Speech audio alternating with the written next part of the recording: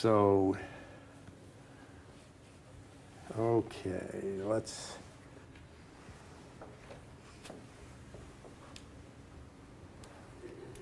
One of the things that Audubon was striving to do was to paint the birds life-size in their natural habitat. And a lot of people told him at the time, that's crazy. Who's going to have a table big enough to put this on?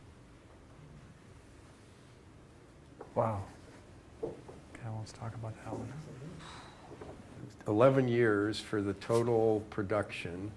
roughly 87,000 prints, which were just done in, of course, the black on white outline from the etching, and then hand colored. This was a production. It's estimated that there might have been as many as 40 people simultaneously working on coloring these, and just great big room with a model image up on the front of the room, and then your job was to copy that. Not a... Here it comes. There we are. Oh, beautiful. Okay, there. Wow. Very beautiful. God, that hand watercoloring is amazing. Plus the poses are so strange. This is one of the strangest of the birds I've been working on. It's quite odd. This is, you know, we need to see the bird's beak because the bird's beak was special. So what kind of pose, how can we get a view of the top of the head to understand the breadth of the beak? What kind of pose can we put the female in to get a sense of that soft beak that's used for scouring the bottom for mollusks?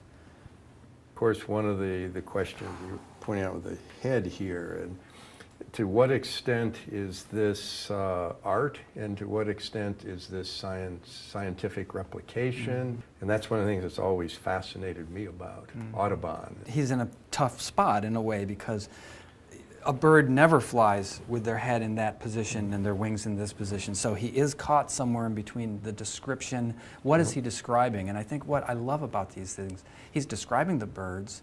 He's struggling to create a gesture that brings the birds to life. He's also struggling to make a beautiful, complex image, an image we relate to with the kind of complexity that we relate to the art we value the most. So things like composition, how the arrangement on the page, that wing does look like it's pulled up and given to us. And it's beautiful that it's given to us so we can see it. And where this wing is given to us as a mark, as a gesture, and that relationship between a gesture and what it is that makes for a beautiful image and what it is that makes for a beautiful description. But if you say this, really fascinating issues about what he's trying to do and how that was different than what people before him were trying to do, in the sense in which he really was an innovator. Oh my God. Wow. One of the reasons he was criticized by many of his contemporaries, because he deviated so far from what was the previous standard for how you would illustrate, at least scientifically, a bird. And he'd go around when he was marketing all of this in England in the 1820s and 30s.